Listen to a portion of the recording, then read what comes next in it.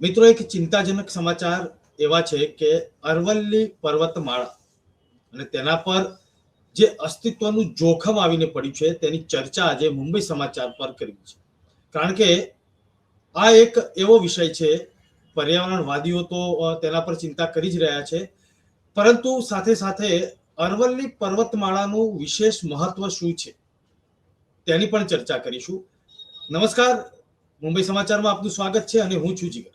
મિત્રો, તાજેતરમાં supreme court દ્વારા એક મહત્વનો ચુકાદો આપવામાં આવ્યો અને અરવલ્લી પર્વતમાળા જે માઉન્ટ આબુથી શરૂ થઈને દિલ્હી સુધી જાય છે અને 80% વિસ્તાર જે છે તે રાજસ્થાનમાંથી પસાર થાય છે, પરંતુ ગુજરાત અને રાજસ્થાનની સરહદ પર અરવલ્લી જિલ્લો પણ આવેલો છે, કારણ કે આ પર્વતમાળા આખી ત્યાં થઈને પસાર થાય છે. ખાસ કરીને જો તમે માઉન્ટ આબુથી લઈને સીધા શામળાજી સુધીના આદિવાસી પટ્ટામાં જો તમે ફરેલા હશો અથવા તો ત્યાં ગયેલા હશો તો તમે આ પર્વતમાળા પણ જોઈ હશે ખૂબ જ નજીકથી. એવું કહેવાય છે કે આ પર્વતમાળા જીવાદોરી છે ઉત્તર ભારતની, કારણ કે જે રણ જે છે તે આવતું અટકાવે છે અને તેની હરિયાળી જે છે તેને કારણે ઉત્તર ભારત અત્યારે હાલ લીલુંછમ જોવા મળી રહ્યું છે. અને સાથે સાથે જે મોટા ભાગની નદીઓ છે તે આ અરવલ્લી પર્વતમાળામાંથી જ આવે છે.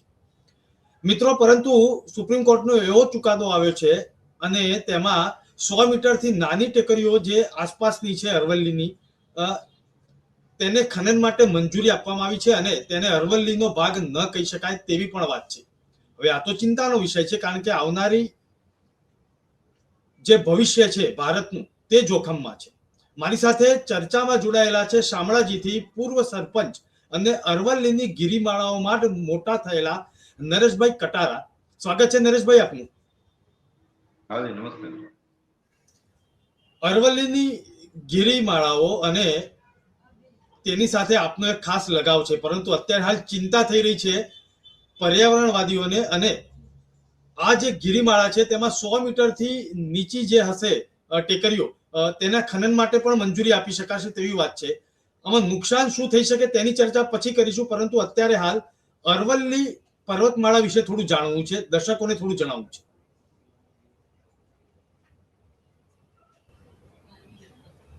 આમ તો અરાવલી વિશે લગભગ બધા જાણતા જ હોય છે. જી. એ અરાવલી જે છે એ આપણી વિશ્વની સૌથી પ્રાચીનતમ ગિરિમાળા છે. એક હારમાળા તરીકે પણ આપણે એને ઓળખીએ અને યુનેસ્કોની અંદર પણ એની એક નોંધ થયેલી છે. અને આપણે સૌ જાણીએ છીએ કે એ ગુજરાત, રાજસ્થાન અને હરિયાણા આમ છેક દિલ્હી સુધી એનો વિસ્તાર થયેલો છે.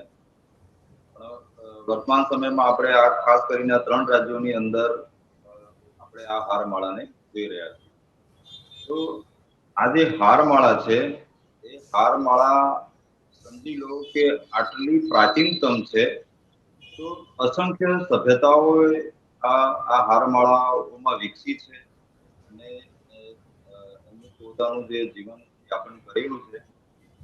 અને આપણે જોઈ શકીએ છીએ કે એની અંદરથી ઘણી બધી નદીઓ પણ, નાની મોટી નદીઓ છે, તળાવો છે અને જંગલો છે અને વનસ્પતિઓ છે, ઔષધિઓ છે, જીવજંતુઓ, વન્ય જીવો અને માનવ વસાહત પણ એની સાથે જોડાયેલી છે. અને ખાસ કરીને મોટા ભાગના આપણે એક વિચારે છે કે ભાઈ જંગલો જ્યાં હોય છે ત્યાં એક આદિવાસી કમ્યુનિટી પણ ત્યાં એની તાલમેલમાં પોતાનું જીવન વિતાવતી હોય છે.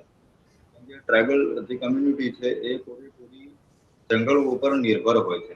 અરાવલી હારમાળા ની અંદર આપણે જોઈ શકીએ છીએ કે વનસ્પતિઓ છે, વનૌષધિઓ છે, જીવજંતુ, પશુ પંખીઓ, પ્રાણીઓ છે, માનવ વસાહતો છે, બાયોડાયવર્સિટી આપણે જેને કહી શકાય એ એનું વૈવિધ્ય ઘણું છે. અને ક્યાંક ને ક્યાંક એ જોવા જઈએ તો એ એમ કહેવાય કે આપણને એમ કહેવાય કે રણથી પણ સુરક્ષા પૂરી પાડે છે બીજી જે કુદરતી આપત્તિઓ હોય એનાથી પણ આપણને પૂરું પાડે છે. તો આપણું જે જીવન છે એ અરાવલીની અંદર જ ઉદ્ભવેલું છે અને એમ કહેવાય કે એની પર જ આપણું જીવન નિર્વાહ થઈ રહ્યું છે. તો આજની તારીખમાં પર્યાવરણની દ્રષ્ટિએ જોવા જઈએ તો જો અરાવલીને 90% એને નષ્ટ કરવામાં આવે તો અહીંનું જીવન જે છે એ ઘણી બધી રીતે વિવિધ રીતે નષ્ટ થઈ શકે છે.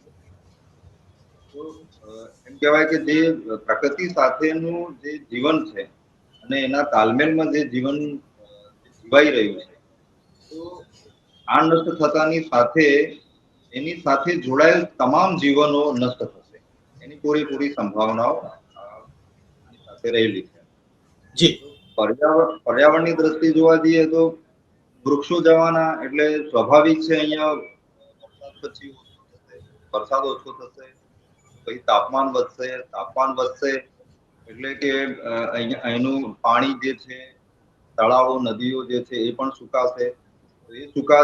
તો સ્વાભાવિક છે જે પ્રાણીઓ છે એ પોતાના ખોરાકની શોધમાં માનવ વસાહતોમાં પાકોમાં પ્રવેશ કરી જશે અને જે અહીંની ટ્રાઇબલ જે આદિવાસી સમાજ છે એને સ્થળાંતરિત કરવું પડશે. દુષ્કાળ અને કહેવાય કે એવા પ્રશ્નોનો સામનો કરવો પડશે. એટલે બધી રીતે આપણે નષ્ટ થઈ શકીએ છીએ. આની અંદર આવેલી તમામ પ્રકારની જે જીવનો છે એ વન્ય જીવન હોય તો પણ, પશુ પંખી પ્રાણીઓનું જીવન હોય તો પણ અને માનવ સાથે સંકળાયેલ જે જીવન છે તે પણ. જી. નરેશભાઈ, આખી વાત વન્ય જીવનની હોય, માનવ જીવન સાથે સંકળાયેલી વાત હોય કે પર્યાવરણ સાથેની આખી વાત હોય, અબજો વર્ષ જૂની પર્વતમાળા અને તેની નાની નાની ટેકરીઓ જે છે તે તેનો ખોળો કહેવાય છે. અને પર્યાવરણવાદીઓ તો ત્યાં સુધી દલીલ કરી ચૂક્યા છે કે જો આ ખોળાને જ નાબૂદ કરવામાં આવશે તો તેમાં વસતી માનવ વસાહતો, વન્ય જીવો, જેમ આપણે વાત કરી, સાથે સાથે મારે એ સમજવું છે કે ગુજરાતમાં આ અરવલ્લી જિલ્લો છે અને મોટા ભાગનો પ્રદેશ આ જે આખો હિલ જે એરિયા છે અરવલ્લીનો, ત્યાંથી પસાર થઈ રહ્યો છે, રાજસ્થાન તરફ જઈ રહ્યો છે અને આખી જે સરહદ જે છે તેના પર પર્વતમાળા પણ છે, નાની નાની ટેકરીઓ પણ છે. આપ જે જગ્યાએથી આવો છો, શામળાજી અને ડુંગરપુરની વચ્ચેનો એરિયા, ત્યાં જે આખી પર્વતમાળા છે તેમાં વન્ય પ્રાણીઓ પણ છે, તેમાં નાની ટેકરીઓ પણ આવેલી છે. કદાચ દર્શક મિત્રો ત્યાં ગયેલા હશે શામળાજીના દર્શને તો કદાચ જોયેલું પણ હશે. અને આપણે જે દ્રશ્યો અત્યારે હાલ હું બતાવી રહ્યો છું તે પણ. સવાલ એ થાય છે કે આપે માનવ જીવનની વાત કરી, આદિવાસી સમુદાય મોટા ભાગે આ પર્વતમાળાની આસપાસ વસેલો છે, ગુજરાતની વાત કરીએ સાથે સાથે અન્ય રાજ્યોમાં પણ વસેલો છે. તો તેમાંથી કેવા પ્રકારની જડીબુટ્ટીઓ મળે છે, તેમાં કેવા પ્રકારનું તેમનું જીવન નિર્વાહ થઈ રહ્યું છે જે જોખમમાં આવી શકે છે? આદિવાસીનું જે જીવન છે એ પ્રકૃતિના તાલમેલમાં છે, બરાબર છે. અને આજે અમારી જે ઓળખ છે એ ઓળખની અંદર તમે જોવા જાઓ તો સર્ટિફિકેટોની અંદર પર એવું મેન્શન કરાતું હોય છે કે આદિવાસી ડુંગરી ગરાસિયા. અમારી જે ઓળખ છે એ ઓળખની અંદર અમે આદિવાસી ડુંગરી ગરાસિયા તરીકે ઓળખાઈએ છીએ. તો ડુંગરી, તમે જે કહો છો નાની નાની ટેકરીઓ, જી, તો નાની નાની ટેકરીઓને જ અમે ડુંગરી કહીએ છીએ. અને એ ડુંગરી ઉપર વસતી જે આદિવાસી સમાજ છે એને ડુંગરી ગરાસિયા તરીકે ઓળખવામાં આવે છે. એટલે આ ડુંગરીઓ સાથે, આ અરાવલી સાથે તો અમારી ઓળખ છુપાયેલી છે કે અમે અહીંના રહીશ છીએ. ડુંગરી ગરાસિયા એટલે કે આ ડુંગરોના રહીશ, મતલબ રહીશો છે એમ. તો અહીંયા જેટલી પણ તમે ડુંગરીઓની જે વાત કરવામાં આવે છે તો એ ડુંગરીઓની ઉપર ટોચ ઉપર અમારી તો વસ્તી રહે છે અને તેમની સાથે પશુપાલન બી છે, ખેતી બી છે અને અન્ય વનસ્પતિઓ પણ છે. આ તો પૂરા અસ્તિત્વને નુકસાન કરે એ દિશામાં જાય છે. એટલે નાની નાની ડુંગળીઓ એ અમારી ઓળખ છે. અમે ડુંગળી ઘરાસિયા છીએ. જી. તો આની સાથે અરાવલી જાય છે તો એની સાથે અમારી ઓળખ અને અમારું પૂરું અસ્તિત્વ આમાં નષ્ટ થઈ શકે છે. જી નરેશભાઈ, આ તો રહી માનવ જીવન અને આદિવાસી સમુદાયના અસ્તિત્વની વાત, પરંતુ અબજો વર્ષ જૂની જે અરવલ્લીની હારમાળા છે અને તેની ટેકરીઓ છે, તેના પર અસ્તિત્વનું જોખમ આવ્યું હોય ત્યારે મોટા ભાગે અત્યારે હાલ આંદોલન શરૂ થઈ ચૂકેલા છે પર્યાવરણવાદીઓ અને સામાન્ય લોકોના પણ. રાજસ્થાનમાં પણ મોટું આંદોલન ચાલી રહ્યું છે, ગુજરાતમાં પણ આની ચર્ચા થઈ રહી છે, અરવલ્લી જિલ્લામાં આખી ચર્ચા થઈ છે ને એક લોકમત એવો છે કે આ ન થવું જોઈએ. શામળાજી એક એવો વિસ્તાર છે કે જે રાજસ્થાન સરહદ સાથે જોડાયેલો છે. રાજસ્થાન સભ્યતા અને ગુજરાતની સભ્યતા બંનેની વચ્ચે તાલમેલ રાખીને માનવ જીવન ત્યાં ધબકતું રહેલું છે. મારે એ સમજવું છે કે આ અરવલ્લી બચાવો આખું જે એક કેમ્પેન ચાલી રહ્યું છે તેમાં અત્યારે હાલ કેવા પ્રકારની મૂવમેન્ટ ચાલી રહી છે? વર્તમાનમાં ખાસ કરીને આપણે જોવા જઈએ તો રાજસ્થાનમાં આ સારી મુવમેન્ટ ચાલી રહી છે. જી. ત્યાંથી અરાવલી બચાવ માટે સારો એવો પ્રયત્ન થઈ રહ્યો છે, કેમ કે એમને આ દિશામાં આગળ આવવું પડે એવું વધારે જરૂરિયાત, કેમ કે જે રાજસ્થાન જે છે એ શું કહેવાય કે એનો ઘણો મોટો હિસ્સો રણ સાથે જોડાયેલ છે અને રણ ને જો અટકાવતું હોય તો એ અરાવલી અટકાવે છે. તો ત્યાં જે તમામ સભ્યતાઓ જે છે તે પૂરા આક્રમક અંદાજમાં એનો વિરોધ કરી રહ્યા છે અને એ જોતા એવું ક્યાંક લાગી રહ્યું છે કે આવનાર સમયમાં એમ કહેવાય કે પ્રશાસન અને પ્રજા વચ્ચે એક ક્યાંક વિવાદો સર્જાવાની શક્યતાઓ આમાં દેખાઈ રહેલી છે. તે અગાઉ એક સંવાદ કઈ પણ રીતનો પ્રશાસન અને પ્રજા વચ્ચે થાય, એના કંઈક સમાધાનો મળે અને એના ઉકેલો કંઈક આપી શકાય, તો અમે એવી આશા રાખીએ છીએ. જી નરેશભાઈ, આ તો વાત આખી છે કે આંદોલન, પરંતુ એ સમજમાં હજી સુધી નથી આવ્યું કે આ અરવલ્લીનું નાની નાની ટેકરીઓનું કે તે ટેકરીઓ ઉપર આવેલા જે અલગ અલગ જે જડીબુટ્ટીઓ હશે, તેના વૃક્ષો હશે, અલગ અલગ ત્યાંથી ખનિજો જે હશે, તેનું નિકંદન કાઢવાનું સુરાતન તંત્રને જે ચડ્યું છે, તેનું કારણ શું? એમાંથી શું મળી જવાનું છે? મતલબ આને કઈ રીતે કહેવું પહેલા તો એ સમજાતું નથી કે આ વિચાર આવ્યો કેવી રીતે, એમ કે આજે આ તમે આનો બધી જ રીતે અભ્યાસ કરો તો તમને ખ્યાલ આવે કે અરાવલીને હટાવવું એનો અર્થ થયો કે એક એક એક મોટા માસને, એક પૂરા જીવનને, એક પૂરા પર્યાવરણને હટાવવાની વાત આવે છે અહીંયા, જેની અસર એમ કહેવાય કે પૂરા ઉત્તર ભારત ઉપર એટલી માઠી અસર પડશે કે તેના પરિણામો એવા આવશે જેને પ્રશાસન ક્યારે સાચવી નહીં શકે. એ પરિણામો આવી શકે છે, કેમ કે એમ કહેવાય કે આપણું જે જીવન છે પૂરેપૂરું પ્રકૃતિ પર નિર્ભર છે, બરોબર છે. વરસાદ આવશે તો અહીંયા ખેતી થશે, કે અહીંયા પશુપાલન થશે, કે અહીંયા વનસ્પતિઓ આપણે એમ કહેવાય કે એની માવજત કરી શકીશું. જો પ્રકૃતિનો જ આપણે જો એની જે આપણી સાથેનો જે તાલમેલ છે એને જ આપણે જો એનાથી કટ થઈ જઈશું તો પછી અહીંયા કઈ પ્રકારનું જીવન હોય છે? આજે શહેરોમાં આપણે જે દશા જોઈએ છે કે ત્યાં સ્વસ્થ હવા નથી, સ્વસ્થ પાણી નથી, સ્વચ્છ ખોરાક નથી. તો જીવન આજે શહેરોમાં ક્યાંક ને ક્યાંક નષ્ટ થઈ ગયું છે એમ કહીએ તો પણ ચાલે, એમ પ્રાકૃતિક રીતે. ભલે તમે ત્યાં તમારી આજીવિકાને આર્થિક રીતે તમને સહયોગ મળતો હોય, પણ એ જીવન કોઈ જીવન ન કહેવાય એમ. જી નરેશભાઈ, આપે આજીવિકાની વાત કરી. આપ શામળાજી જેવા યાત્રાધામ જે છે અને ખૂબ યાત્રિકો ત્યાં આવતા હોય છે, તેવા પ્રદેશના સરપંચ પણ રહી ચૂકેલા છો. ત્યાં આગળ અરવલ્લીની આખી હારમાળાની વચ્ચે આવેલું આ નાનકડું ગામ છે. અરવલ્લી સાથે આપનો લગાવ પણ છે. આ જે આખી નાની નાની જે આપણે ડુંગરીઓની વાત કરી, ટેકરીઓની વાત કરી, તેમાં કેવા પ્રકારની આજીવિકા ત્યાંના સ્થાનિકો મેળવી શકે છે? શું મળે છે ત્યાંથી? અહીંયા હમણાં જ વર્તમાનમાં મને લગભગ 2 વર્ષ થવા આવ્યા.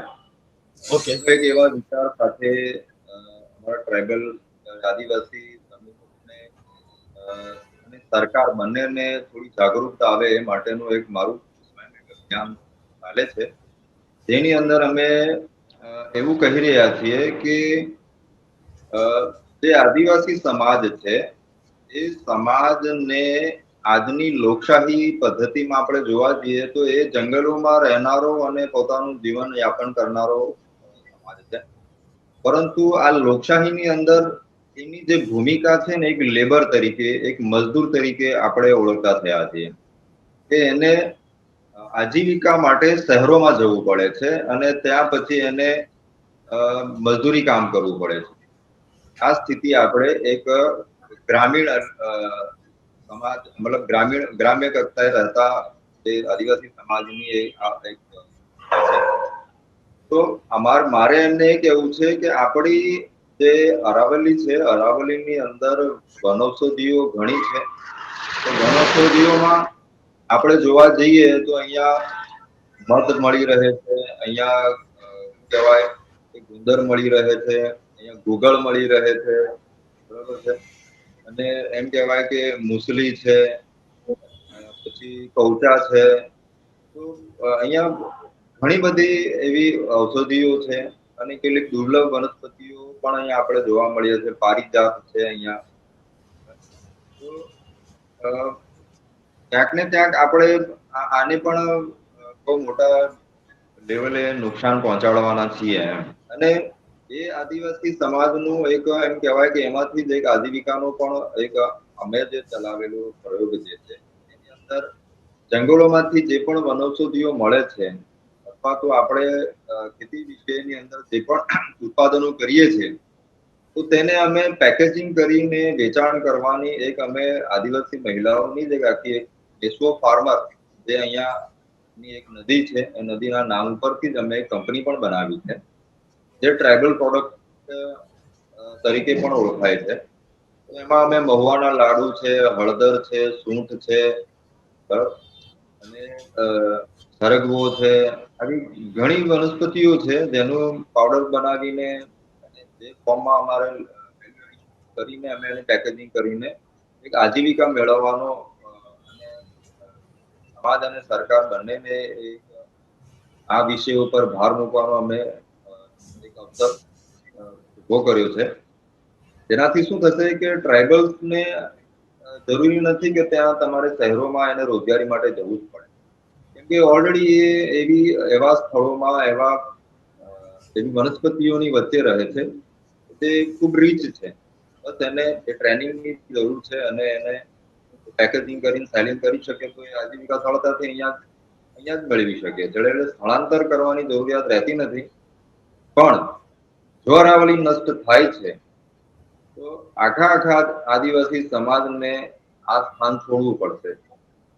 સ્થળાંતરના વિષયો આવશે જ. અને પછી એ ક્યાં જઈને રહે છે અને શું વ્યવસ્થાઓ કરે છે અને કયું જીવન એની સામે આવે છે એ સમાજ માટે તો અઘરું છે જ પણ પ્રશાસન માટે પણ એટલું જ અઘરું છે. જી નરેશભાઈ, આ તો વાત થઈ આજીવિકાની, અરવલ્લીની આસપાસ વસતા જે કુટુંબો છે, સમાજ જે છે તેની. આજ અરવલ્લીની જે હારમાળા છે તેમાંથી અનેક નદીઓ પણ ઉદ્ભવે છે અને માનવ જીવનને એક લાઈફ સપોર્ટિંગ સિસ્ટમ તરીકે કામ કરે છે. આપણું ભારતીય જે અર્થતંત્ર છે તે ચોમાસા પર નિર્ભર છે, કૃષિ પર નિર્ભર છે. આ અરવલ્લીની આસપાસ અનેક ખેતરો આવેલા છે, અનેક નદીઓ આવેલી છે, ટેકરીઓની વચ્ચે પણ ગામ વસેલા છે. નાની નાની ટેકરીઓને જો અરવલ્લીની હારમાળા જ ન કહેવાય તો એ કદાચ ખાનગી ઉદ્યોગપતિઓને પણ આપી શકે અને કદાચ તેનું ખનન પણ થઈ શકે છે. જેમ વચ્ચે અરવલ્લી અને સાબરકાંઠાની અંદર એક મુવમેન્ટ ઊભી થઈ હતી, ઈડરિયો ગઢ બચાવો, અને ઈડેરા ગઢની નાની નાની ટેકરીઓ આજે પણ ખનન થયેલી આપણે જોઈએ છે. આ શામળાજીની અને અરવલ્લી જિલ્લાની આસપાસ આવી કોઈ પ્રવૃત્તિઓ ધ્યાનમાં આવેલી છે કે જે ખનન થઈ રહ્યું હોય? વચ્ચે અહીંયા એક પાલકુંડોલ ની અંદર કંઈક ખાણ ખનીજ વિભાગ દ્વારા કંઈક સર્વે થયા હતા અને તેને ખાલી કરાવવા અને તેમની પર કામ કરવાની એ લોકોએ શરૂઆત કરવાના હતા, પરંતુ એ ગ્રામજનો અને સમાજનો એ બાબતોમાં વિરોધ હોવાના કારણે પછી સરકારે એ પણ કાર્ય મુલતવી રાખેલું. પાલકુંડોલ કહે છે એ ત્યાં મતલબ ખનન કરવાનો એક આ લોકોએ પ્રસ્તાવ મૂકેલો, પણ જે થયો નથી. જી નરેશભાઈ, આખા અરવલ્લી જિલ્લાની હું વાત કરીશ તો વિજયનગર છે, ભિલોડા તાલુકો પણ છે, શામળાજી છે, આ બાજુ મોડાસા છે, માલપુર છે, આ બધો જ વિસ્તાર જે છે આખો અરવલ્લીની હારમાળા, અને તેમાંથી અલગ અલગ નવી જે આમાંથી ફાટા જે પડેલા હોય અથવા તો તેની આસપાસનો આખો વિસ્તાર જે પર્વતીય વિસ્તાર કહેવાય છે. શામળાજીથી લઈને છેક અંબાજી સુધી, દાતા સુધી, અને આ તમામ વિસ્તારમાં મોટા ભાગે આદિવાસી સમુદાયની વસ્તી ખૂબ મોટા પ્રમાણમાં જોવા મળે છે. આજે પણ અનેક ગામડા એવા છે કે ત્યાં આગળ આ પર્વતીય તળેટીની અંદર તેમનું જીવન નિર્વાહ થાય છે. અલગ અલગ જગ્યાએ આદિવાસી સમાજ આગળ પણ આવેલો છે, ત્યાં એજ્યુકેશન પણ છે, પરંતુ આ જે અંદર ઇન્ટરનલ એરિયા છે ત્યાં પાયાની સુવિધાઓ પહોંચી છે ખરી? હવે આ કાર્યક્રમ ચાલ્યો જ છે તો સાથે સાથે આ પ્રશ્ન પણ એક થાય કે આજે પણ પર્વતીય વિસ્તારોમાં પાયાની સુવિધાઓ પહોંચી છે ખરી કે નથી પહોંચી? અંતરિયાળ વિસ્તારોની અંદર તો પાયાની વ્યવસ્થાઓ તો ક્યાં પહોંચી છે? તમે રાત્રિ દરમિયાન આવો, તમે એક ગામ જવાનો પ્રયત્ન કરો, ભાઈ મારે હું આ ક્ષેત્રમાં આવ્યો છું તો મારે કઈ એમ કહેવાય કે અંતરિયાળ ગામોમાં જવું છે, તો તમને રસ્તો નહીં જડે એમ, કઈ બાજુ જવું એ પણ ખ્યાલ નહીં આવે એમ. તો એવી કોઈ વ્યવસ્થાઓ આપણે એવું મતલબ આ તો શું છે કે ડિજિટલી બધું બતાવવામાં આવે છે, વર્ચ્યુઅલી બધું બતાવવામાં આવે છે કે આપણે બહુ સારી અવસ્થાઓમાં આવી ગયા છે, સારા ડેવલપમેન્ટોમાં આવી ગયા છીએ, પણ ગ્રામીણ ભારત તો એની દશા તો આજે પણ બહુ ખરાબ છે એમ. ત્યાં તો પાયાની સગવડો એમ કહેવાય કે લાઈટ, પાણી, સાફ સફાઈ, આરોગ્ય, શિક્ષણ, આને લઈને સમસ્યાઓ છે જ. તમે અંબાજીની વાત કરી તો અંબાજીમાં તમે આજે લાંબડિયા, પોશીના એ વિસ્તારોમાં તમે જો જાઓ હળાદ, તો ત્યાં સ્કૂલો ક્યાં ચાલે? સ્કૂલો નથી ચાલતી ત્યાં, બાળકો ત્યાં નથી આવતા એમ. તો શિક્ષણ ત્યાં એ રીતનું જ છે. અને ત્યાં તમે જોશો કે શિક્ષણ શૈક્ષણિક સંકુલો હોય કે પછી આરોગ્ય હેલ્થ સેન્ટર કોઈ હશે તો પણ એની સગવડો પણ ઠીકઠાક હોય એમ. બધી જગ્યાએ એની સગવડો સારી છે કે એનું સારું માર્ગદર્શન મળી રહ્યું છે એવી વ્યવસ્થાઓ નથી. આપણે મેસવોને સમજીએ, અમારે અહીંયા મેસવો ડેમ છે, મેસવોમાં ની જમીન આપનાર આદિવાસી અને સમાજો પણ છે, અને એ જગ્યા પર એને ઉત્ખનન મન કે એનો ડેમ બનાવવા માટે જે મજદૂરી કામ પણ એણે જ કર્યું એમ. અને પછી એ જે પાણી હતું એ તો પાણી તમે જુઓ તો એ સિંચાઈ તરીકે આદિવાસીને મળતું જ નથી. આજે એ પાણી જે છે એ મેસવો જળાશયની સિંચાઈ યોજના હોય, જે મેઘરજને મળતી હોય કે ભિલોડાને મળતી હોય, ટ્રાયબલ આદિવાસીનો લાભ લઈ રહ્યો હોય તો એવું બતાવો. તો એવી તો કોઈ વ્યવસ્થાઓ છે જ નહીં એમ. આઝાદી પછી છે ને ટ્રાયબલને તમે જોશો, આદિવાસીને જોશો, ત્યાં સિંચાઈ યોજના આવી એટલે ત્યાંથી સ્થળાંતરિત કર્યા. પછી ફોરેસ્ટ જે જંગલોની જમીન આવી ત્યાંથી પછી સ્થળાંતરિત કર્યા, પછી રોડ રસ્તાઓ ટુરિઝમના પ્રોજેક્ટ આવ્યા તો ત્યાંથી સ્થળાંતરિત કર્યા. એટલે એક એક એમ કહી શકાય ને કે એક કોન્સ્ટન્ટલી કોઈને ટોર્ચર કરવામાં આવતું હોય કોઈ એક કમ્યુનિટીને, તો આદિવાસી સમાજ શરૂઆતથી આ ચીજો ફેસ કરી રહ્યો છે. એના કારણે તો આજે એના ડેવલપમેન્ટ તો આપણે દેશને જોવા જોઈએ, પણ ડેવલપમેન્ટ આપણે નથી જોઈ શકતા. અંતરિયાળ વિસ્તારોની અંદર જે સગવડો હોવી જોઈએ એ સગવડો આજે પણ આપણે જોઈ નથી શકતા. એની પાછળના કારણો શું છે? એની પાછળના કારણો આ જ છે કે લીડરશીપ પણ એટલી ત્યાં પહોંચી શકતી નથી, કે નથી એ લોકો બીજી કોઈ વ્યવસ્થાઓ સાથે કનેક્ટ થઈ શકતા નથી. એટલે જે ગેપ ગ્રામીણ ભારત અને જે ભારતનું જે વચ્ચેનું જે ગેપ આવી છે, જે ખાઈ આવી છે, એ ખાઈ તો વધતી જ જાય છે એમ. હવે આ ખાઈ જે વધતી જાય છે તેમાં વળી એક આ નવો મુદ્દો આવ્યો, અરવલ્લી નું સંકટ, અને તેનાથી કદાચ આ ખાઈ થોડી મોટી થશે એવું તમને લાગે છે? આ આખી વાત જે હતી તેમાં હું દર્શક મિત્રોને પણ જણાવીશ કે અરવલ્લી જ્યારે નરેશભાઈ ચર્ચા થઈ રહી હોય ત્યારે એક ખાઈની આપણે વાત કરી કે એક ખાઈ તો ઓલરેડી ઊભી થયેલી જ છે. આ અરવલ્લીના સંકટ સામે જે જોખમ અને સંકટ ઊભું થયેલું છે તેનાથી આ ખાઈ વધારે વધશે એવું તમને લાગે છે? હા,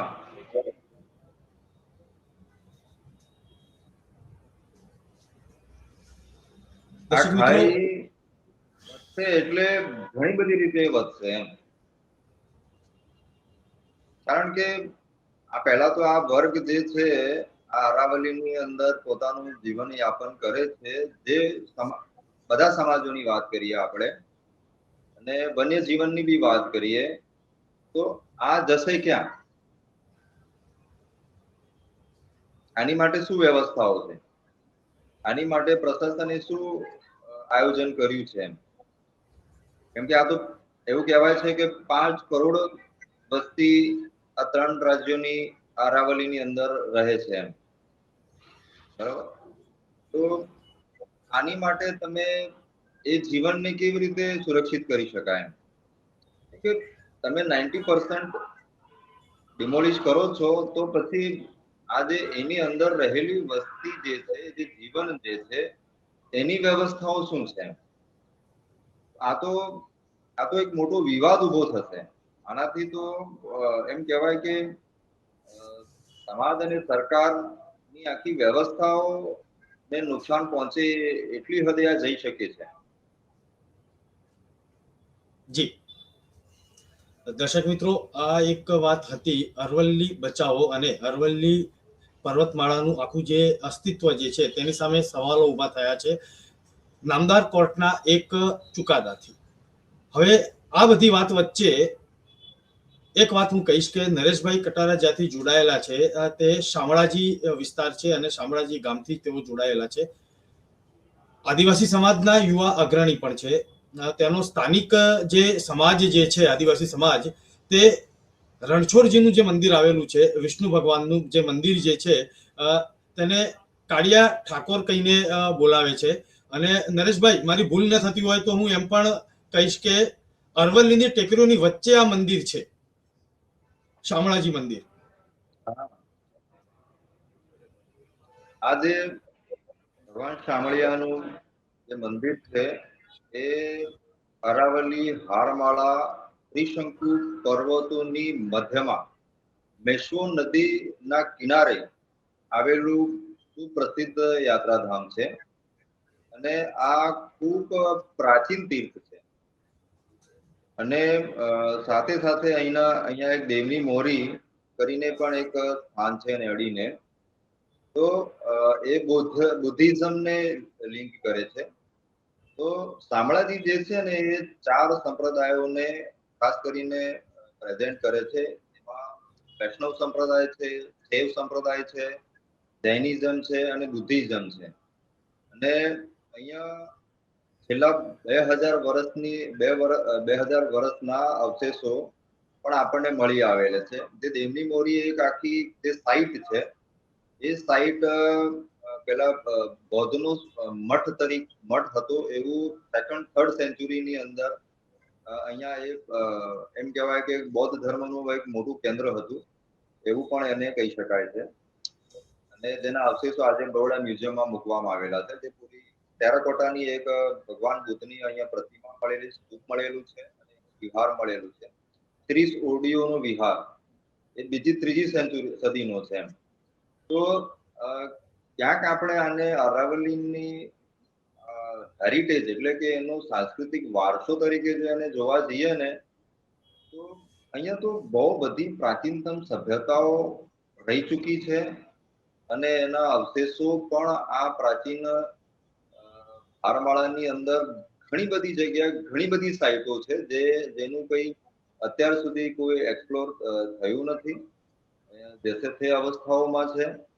એટલે અહીંયા એક ભવ્ય સાંસ્કૃતિક વારસો છે જે ક્યાંક ને ક્યાંક લુપ્તતાની આરે છે. અને છેલ્લા હું 5 વર્ષથી અમે મારા એનજીઓના માધ્યમથી કે આ જે પ્રાચીન તીર્થો છે અને એનો જે સાંસ્કૃતિક વારસો છે, જેમ કે શામળિયા ભગવાન એનો જે સાંસ્કૃતિક વારસો છે, તો એમના જે એમ કહી શકાય કે જે શિલ્પ સ્થાપત્યો છે, પછી એનું જે સાહિત્ય છે, એનો જે ઇતિહાસ છે, એનું જે પૌરાણિક કથાઓ છે, એની દંતકથાઓ છે, એના લોકગીતો છે, નૃત્યો છે, એનું ભજન કીર્તન છે, તો આ તમામ ચીજોને અમે પુનઃ જીવંત કરવા માટેનો પણ એક અમે અભિયાન ચલાવીએ છીએ અને જેના ભાગરૂપે અમે એક ડોક્યુમેન્ટરી ફિલ્મ પણ બની છે અને એના પર સેવા અને હેરિટેજ રાઇટિંગ એટલે કે સાંસ્કૃતિક વારસોના લેખન ઉપર આપણને એવોર્ડ પણ મળેલ છે.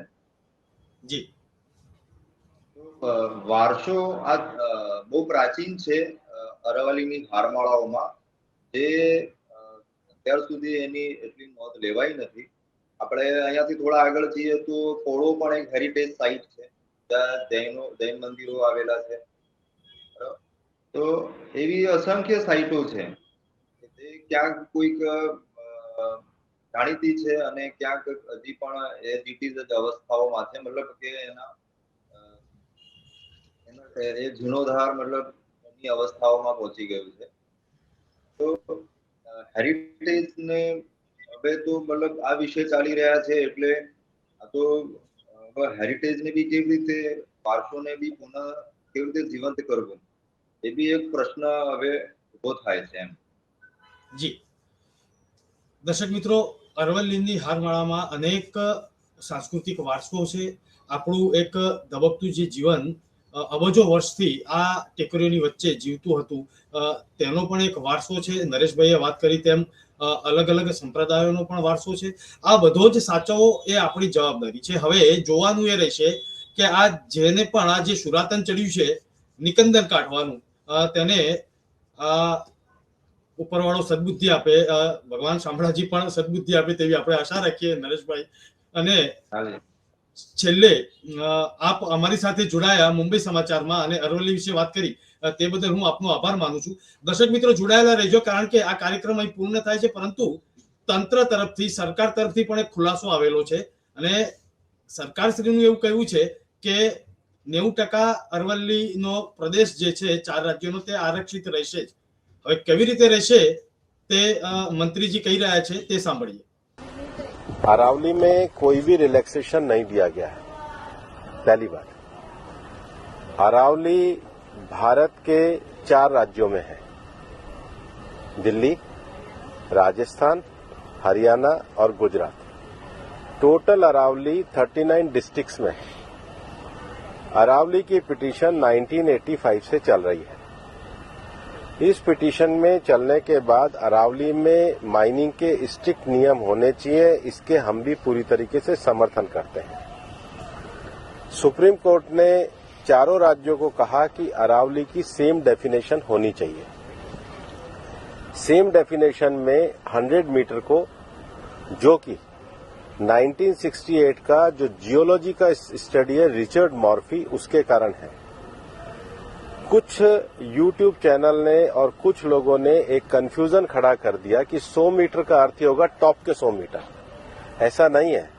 उसका जो बेस स्ट्रक्चर है, जो पर्वत का बेस स्ट्रक्चर है, अगर वो जमीन के अंदर भी 20 मीटर है, वहां से लेके 100 मीटर तक प्रोटेक्शन है। तो जो 100 मीटर का प्रोटेक्शन है, जो लोगों ने कंफ्यूजन करा है कि मतलब ऊपर का 100 मीटर है, नीचे खुदाई कर सकेंगे, वो नहीं है। मैं आपको फिर क्लियर कर रहा हूं, 100 मीटर का अर्थ है टॉप 100 मीटर से बॉटम के अंदर तक जो उसका पूरा फैलाव है। पहाड़ी तो ऐसे होती है, तो उसका बॉटम तो बड़ा होता है, जहां तक उसका बॉटम जाएगा वहां से लेके 100 मीटर तक प्रोटेक्शन है।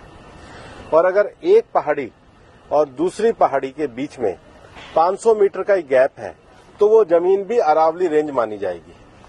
इस डेफिनेशन के आने के बाद 90% से ज्यादा एरिया प्रोटेक्टेड एरिया में आ गया, 90% से ज्यादा। मेरा ये स्टेटमेंट लिख लीजिए, टोटल अरावली का एरिया 1,47,000 स्क्वायर किलोमीटर है। इसके बाद केवल अभी की जो मेरे पास 39 डिस्ट्रिक्ट है, केवल 217 किलोमीटर मतलब 2% में ही माइनिंग हो सकती है, और वो भी हर तरीके से नहीं हो सकती। उसके लिए भी सुप्रीम कोर्ट ने डायरेक्शन दिया है कि आपने जैसे सारंडा और झारखंड में एक पूरा पहले माइनिंग प्लान बनाया है, वो प्लान तैयार करिए। वो प्लान तैयार करने के बाद भी ICFR जो इंस्टीट्यूशन है उसकी परमिशन होगी, उसके बाद ही परमिशन मिलेगी। दिल्ली में कोई भी माइनिंग अलाउ ही नहीं है, ना होगी। मैं फिर दोहरा रहा हूं, दिल्ली के अरावली हिल्स में माइंस पूरी तरीके से बैन है। अरावली में लगभग 20 से ज्यादा फॉरेस्ट रिजर्व प्रोटेक्टेड एरिया वो एज इट इज रहेंगे। तो reserve area, protected area, even 100 metre भी पहले क्या होता था, जो लोगों ने करा था कि टॉप को छोड़ के नीचे खुदाई करते थे, तो वो एक तरीके से उसके चारों तरफ करते थे, अब वो भी नहीं कर सकेंगे।